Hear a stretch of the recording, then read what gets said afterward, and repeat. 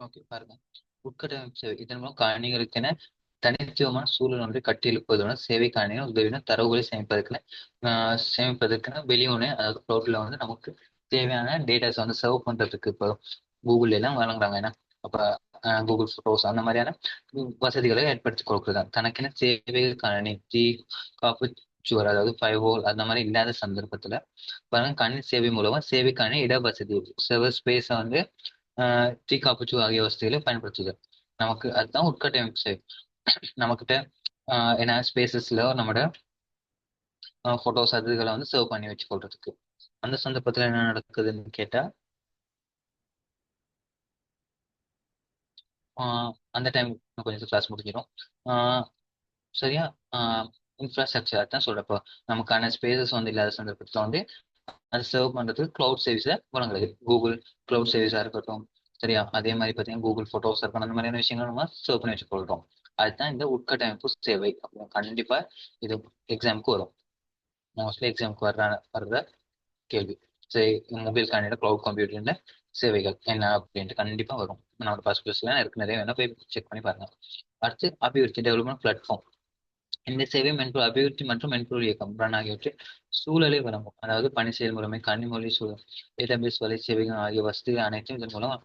அதாவது பார்த்தீங்கன்னு கேட்டா சேவை அதாவது இந்த கிளவுட் கம்ப்யூட்டிங் மூலம் நம்மளோட கம்ப்யூட்டர்ஸ்க்கு தேவையான ரன் பண்றது ஒரு ஆப்ரேட்டிங் சிஸ்டமா இருக்கட்டும் டேட்டாபேஸ் ரன் பண்றதுக்கு அதுக்கான சூழலை ஏற்படுத்தி கொடுக்கறது தான் வந்து இந்த டெவலப்மெண்ட் பிளாட்ஃபார்ம் சர்வீஸ். சரியா. பணி செயல்முறை ஆப்ரேட்டிங் சிஸ்டம் தொகுப்பு கம்பேர் பண்றோம். உங்கள் கணி நிறுவப்பட்டிராது விடினும் கூட மொபைல் கணி சேவை மூலமாக மென்பொருளை உற்பத்தி செய்யலாம். அப்படி இல்லாட்டி நம்ம என்ன செய்யலாம், மென்பொருளை வந்து உற்பத்தி செய்யலாம்னு சொல்லுவாங்க.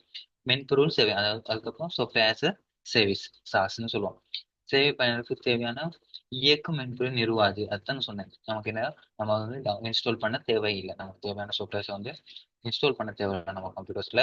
அதை வந்து என்ன செய்யலாம், இன்டர்நெட்லேயே நமக்கு யூஸ் பண்ணக்கூடியதை கிளவுட்ல யூஸ் பண்ணக்கூடிய வசதி ஏற்படுத்தி கொடுக்கறது தான் வந்து நம்ம என்னன்னு சொல்லுவாங்க கேட்டா இது சாஸ்ன்னு சொல்லுவோம். சாஃப்ட்வேர் சர்வீஸ் அப்படின்னு சொல்லுவோம். மொபைல் கணினியை பயன்படுத்த அனுகூலம் மற்றும் பிரதிகூலத்தை பார்த்துருவோம்.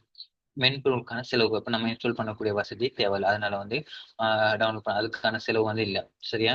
செயலாற்றுவதை மேம்படுத்துதல். சரியா. பெர்ஃபார்மன்ஸ் வந்து அதிகரிக்கலாம். அதே மாதிரி பராமரிப்பு நடவடிக்கைகள் குறைவது. நமக்கு அதை வந்து பராமரிக்க வேண்டிய அவசியம் வந்து இல்லை. சரியா.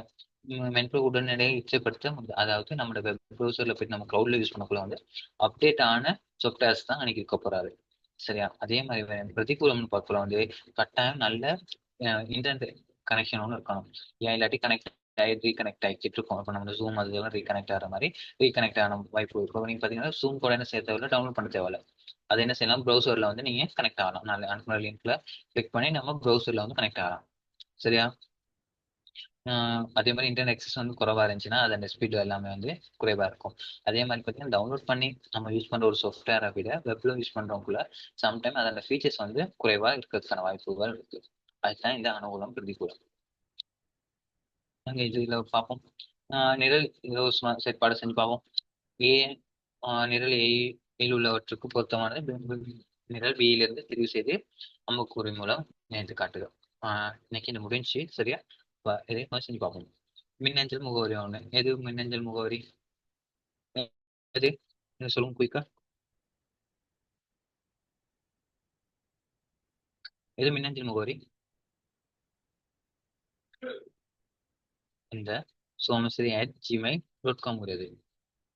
ஆளுகளை பெயர் டொமைன் நேம். டொமைன் நேம் எது? ஆன்சர்ஸ் வருதே இல்லை.